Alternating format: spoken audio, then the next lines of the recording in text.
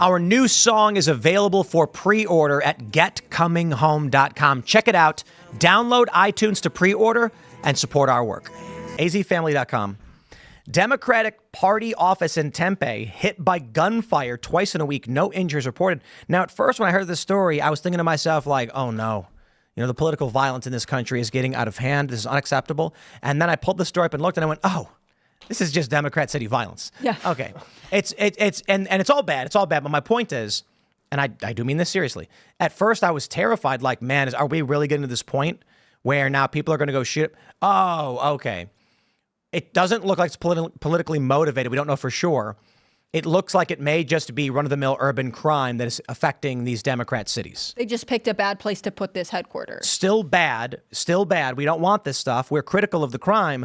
But I'm saying, you know, political escalation where people are targeting each other over politics with this kind of stuff is substantially worse than just standard urban crime. So, well, and also just to raise the question, and this I'll raise it in a broader context, not about the Tempe, not about this incident, and that is, should we feel sorry for Democrats in cities who vote for policies that produce carjackings, crime, burglaries, muggings, and then become the victims of those exact policies that they advocate not only prior to these things happening, but they continue to advocate it even after they happen? Oh, I've got a very simple answer for this. And we need to stop looking at this from our perspective. We need to think outside the box because, you know, you and I, Dinesh, we clearly don't want to be victimized. We don't want muggers to come after us and take our wallets. Well, Democrats do. And so the problem I was experiencing for a while is that I could not fathom. I assumed they must feel the same way as me, that if I don't want to be mugged, they must be making a mistake and then getting upset when they get mugged. And then I realized, no, they actually are okay with it. In which case, I would liken it more to someone saying, I'd like to vote for ice cream, and then someone handing them an ice cream cone, right? So that's the better way to look at it. So when Democrats say we vote to release criminals from our prisons, be light on crime, which does increase crime, I say, well, that's really good for you. I'm really happy that you got what you wanted. Thank you. Have a nice day. I'm a little bit more empathetic and sympathetic. I think if you're a freedom-loving American, and even if you voted for Democrat policies, if you're getting mugged or something, or if you get killed downstream from a policy that is tangentially related, you did not listen to a word I said, did you? No, I did. I was so let me put it this way. If I said, Elaad, I would like to have this. And you went, no, I have empathy for you, so I'm going to deny you from having that. That doesn't make sense, does it? This is a thing that I want. But you, in your mind, can't fathom me wanting it.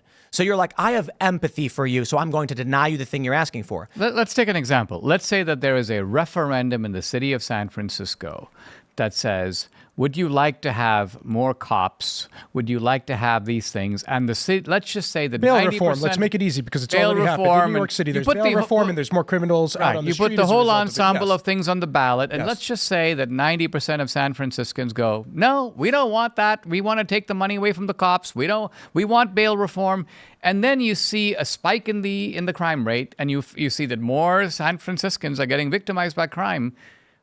How are you and I to feel morally as well as politically about that? I disagree with their position that we should decrease funding to police, but I don't think they're directly, by doing that, they're not, I don't think, directly voting for crimes to happen. And I think this is sort of partisanship. They decriminalized. They said if it's up to $950, you can't be prosecuted for it anymore. And people were loading up garbage bags from stores. They want these things to happen. Or it could be that their votes are even more malicious, which is to say they don't mind the crimes happening as long as it doesn't happen to them. So they feel like, I'm in a high-rise building, it's not going to happen to me, but there may be some poorer neighborhoods what happens. I don't care about those people. So then when it happens to you, I feel almost particularly delighted because I feel like you voted for it, you lobbied for it, and finally it's caught up with you. I think the question would be like, if it was a new policy, no one had ever heard of this before, and you were a Democrat and like, I think that could make a difference, and you voted for it, and then you were a victim of crime, I might be like, yeah, that's sad, that's bad. But the fact that it's happened over and over again, that other cities try the same things and get the same results, it becomes a level of like, are we going to excuse the fact that they are now acting illogically? I completely agree. And I would say to you, Elaad, stop injecting your emotions on other people and stop and just look at it mathematically. Person says, I desire this thing. They get this thing. The only response logically is, outside of my emotions, congratulations on getting what you asked for. I don't like dunking on my fellow Americans when bad things are happening to them. I think sort of the Democrat equivalent to this would be like if an old person who said they were against vaccines and would never get the COVID vaccine ended up contracting COVID and died. And now you see on MSNBC or viral tweets going, oh, look, this moron didn't take the vaccine that could have saved him. That's and you. now we're That's thinking you. that's funny. That's you no, right I think now. that's wrong. That's No, I you think right it's wrong now. in both cases. Listen. When this happened and people on the right refused to get vaccinated and died, they didn't all of a sudden go, I wish I actually did this thing. And there was no big change. Conservatives still maintained, even through this, we don't think they should have mandates. The Democrats mocking them are exactly what you're doing now to them. They said, we want bail reform. We do not want people in prison. They got let out, crime increased. And you're saying, haha, look what you get. They're going, we wanted this. We voted for it. We got exactly what we wanted. We accept what's happening. Yeah, I don't think the goal. I don't think the goal of bail reform in their mind. Okay, now understand. The Democrats are saying the identical thing about vaccines, saying these stupid Republicans didn't understand the vaccines would save them, and now they died because of it. But Republicans never changed their position. They still don't want the mandates. The changing position part is for political people and for you to decide how you want to change your mind. But on the face of it, I don't think we should be making fun of for people for having bad things happen. Making fun of them. I'm saying congratulations, you voted for it. I don't know. MSNBC will make fun of people who could have gotten vaccines and help save themselves, and now we're making fun of people who have crimes committed against them. When they vote for things like defunding the police and bail reform. I'm not making fun of them. You're saying they deserved it? I'm saying congratulations. I don't know. You voted for it. Let's take another example just to push the logic of this. Let's just say, for example, that you vote for a candidate that promises to increase your taxes, right? And then they come in and they pass laws that have confiscatory tax rates, and you are now forced to live under those tax rates. Would you say that somehow aren't you getting what you voted for? Yes, totally. I think that's more direct, though, than wanting something like bail reform and then having a violent crime happen to you. If you go and ask one of these leftists, you were the victim of a violent crime by an individual who should have been in jail, how do you feel? They will tell you, I know it's bad that they victimized me, but I'm still happy the system is operating this way. You are sitting here telling them that you think they actually secretly feel the way you do instead, when they don't. That's why, as Dinesh pointed out, they advocate for a policy, face a negative repercussion, and continue to advocate for that policy. The same can be said with what the left does about the right and the vaccines. It's a good point. That the right says there should be no mandates. I don't want to do this. Then, Herman Cain or somebody dies, and then they all start mocking him, saying, haha, but not a single Republican goes, we hereby change our position and regret the choices we made. They maintain the position. I think it's generally politically toxic to say, like, when violent crime happens to somebody in somewhere where they're... that's how we're starting the premise out. The premise was that I say congratulations to them. You got what you voted for. And then that's it. I'm not going to go tell San Francisco how to live. They can wallow in human feces and crime all day and night because they vote for it every single time. I'm saying conservatives often say, it's so awful these things are happening to these people. I'm like, go talk to them. They'll tell you they're okay with it. I'm not kidding. They will. I mean, let's say we were to say that the people in San Francisco who essentially chased out all these productive high-tech businesses are now facing empty office buildings, and they're now facing, let's say, property values are starting to slump in San Francisco. I say, again, there's no other way to think of it, but didn't you vote for that? Didn't you vote for the policies that made that happen? I agree with that, but I think that's different than, like, how you're is it voting different? for somebody to, because defunding the police is different from directly voting for somebody to, like, have a violent crime committed against you. If you're raising taxes in an area, then yeah, you should expect the consequences to that. If you go to a progressive in San Francisco and say, do you support bail reform? They'll say yes. You say, okay, statistics show that this will result in more violent offenders being on the streets and violent crime will go up. They'll say, we know. And you'll say, and in the instance that you are a victim of this violent crime, would you regret your decision, change your position? They'll say, no, of course not. We're in favor of bail reform.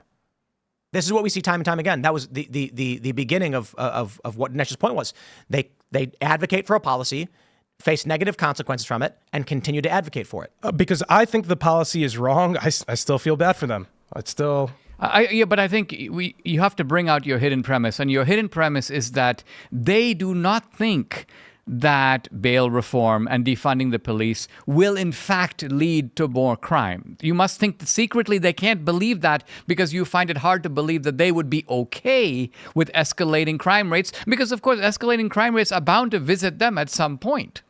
I guess it depends on the leftist you talk to. I feel like some would justify it and some wouldn't. I would say that if you go to the average default liberal, they're going to be clueless on every single issue. You're going to go to the average conservative, and they're going to be clueless on most issues as well.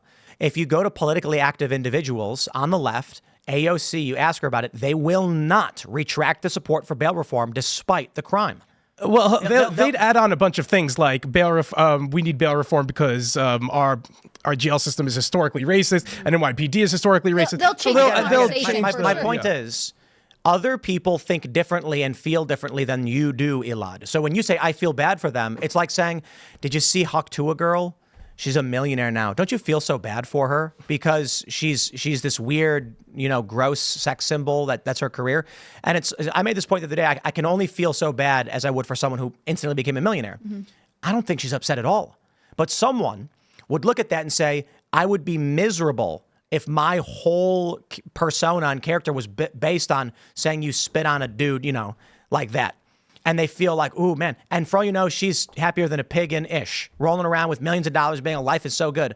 Why feel bad for people who are happy with the results they got? I can understand, though, people don't know better, like, and I feel I have my own moral code, right? Like, if you're saying, like, look, they may not feel bad or they may think they deserve empathy, like, there's a certain part of, like, you are responsible for your own emotional reaction to something, and I could understand wanting to have empathy for them. I don't think that we have to, like, then still believe them when this is a justification. Like, if they continue to say, no, these policies work, and they're not, I don't know. I figured it out. I feel bad for people who eat cilantro because it's disgusting. And so it should be illegal. That way they don't have to suffer by eating cilantro. I'm just such an empathetic and sympathetic person. Me too. I'm so empathetic to people who are forced to eat cilantro. I mean, because if people really had the choice, they would never vote to put cilantro in their guacamole. It's just that the restaurants force them to do it. And so me, as the benevolent leader who understands exactly what people think and feel, and I know exactly what they want, I will make it so that they have to live my way and they will never have cilantro again. See, that makes no sense. Obviously, I don't like it, but I understand people do like it. The idea that you are saying it's such a shame that these people are experiencing these things that they're completely okay with, they support and advocate for, even after experiencing it. Look at the guy who went up at the podium whose son was murdered, and he said he wished his son was killed by a white man. You're empathizing with someone who is begging for this stuff, right? So we can certainly say, I believe their morals are backwards, but the idea that you can be like, wow, I feel so bad for them. Why? They're happy. Do you feel bad for that father? I feel bad for that father. Although he supports immigration that might have led to more people without licenses in his community that led to the car accident that killed his son. There's a distinction here, though. I feel bad for an old man who falls down the stairs. I feel differently about an old man who runs full speed and then jumps and then flops down the stairs. It's a different kind of feeling, right? I'm upset that he got hurt, but I also think that guy should be in a mental institution because he's a danger to himself. The old man who is waving to me saying, hey, I bought cookies for you, and he slips and falls, I'm going to be mortified and terrified and rush to try and help. If he ran full speed and was like, this is going to be fun, and then just belly flopped off the stairs. But wait, we don't need to do abstractions. This man who said, I wish my son was killed by a white man instead of a migrant, do you feel bad for that man? So there's a distinction between feeling bad for someone whose son was killed and a person who's advocating for a white man to have murdered his son. Well, the bad I feel for him is not empathy. It is structurally and societal. But this man, I believe, is a bad person. I do not empathize with someone who would say something so disgusting. You have to separate. No sympathy. Yeah, for evil separate people. the two things, because what's going on is, number one, there is the fact that this man has suffered, right? And that part of it you do feel sorry for, but he's exploiting that suffering to do something quite pernicious, which he's ultimately saying, I want to now peg the blame for this on a white guy. Mm-hmm. So that's the sick and demented part of it. And I think by separating those two, you're not being morally inconsistent at all. Mr. Freeze, right?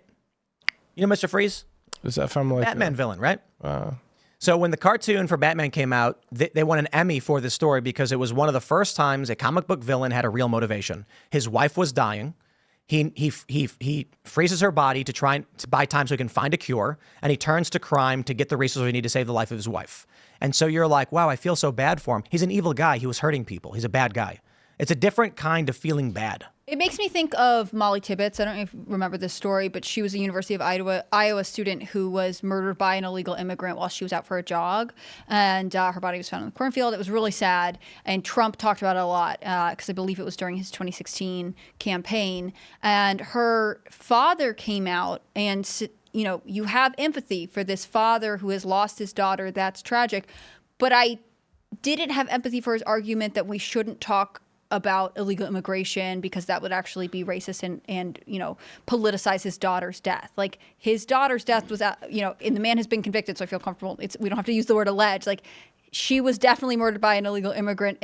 Illegal immigration was a direct influence on her death. And so, you know, to what Dinesh was saying, like, I feel sad about the loss of life. I can't imagine being that parent, but I have no sympathy for his trying to steer this away from the truth, which is that illegal immigration causes harm in this country and especially to his family. One last point on this, and we can move on, is if a guy was robbing a bank and then on his way out, a cop shot him and he was lying on the ground, do you feel bad for that burglar, that robber? No, but I don't think the metaphor works because I don't think the Democrats are metaphorically robbing the bank.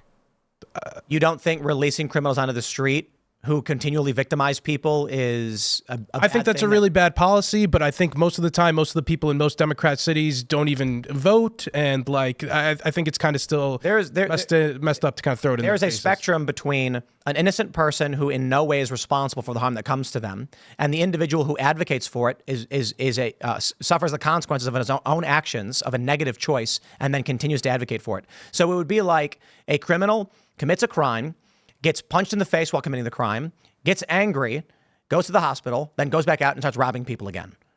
Right? Democrats in these cities are voting for things that are destructive, suffer the consequence of the destruction, and then continue the path of destruction. There's no real empathy. There is a certain degree of like there's different kinds of empathy. There's different feeling bad. In this instance, I just think people who choose to live this way, I say, oh, okay, you know, congratulations for getting what you want. I'm not going to sit here and tell you how to live your life. I mean, I think we're trying to make a broader point here about the cities, and that is that for decades we have assumed that as the cities devolve and become more and more unlivable, there is bound to be a political revolt in which the people live in those cities are going to say, I don't want to live like this. This goes too far. I've had enough. And we've been struck by the fact that that point never appears to be reached. And then it forces you to go, wait a minute. Maybe I'm only thinking that this is the way I would feel if I lived in Philadelphia under these conditions. But maybe the people who are actually in those conditions have different motives, different interests. We're not saying that they enjoy being mugged, but what we're saying is they may have other things to gain. So, for example, they realize the city creates a structure of dependency. I don't mind the crime as long as I get a monthly paycheck. I can live with the crime. But then the crime comes and haunts you. Now, you're not happy it did, but you made a dirty bargain in which you said, I'd rather take that paycheck, and I'm willing to live with higher crime rates. And I'm saying, that's a bargain, buddy, that you made. Not that I don't feel bad for you, but I do recognize you are getting what you voted for. Thanks for watching this clip from Timcast IRL. Make sure to check out the live show Monday through Friday at 8 p.m. on this channel. Subscribe, and we'll see you all there.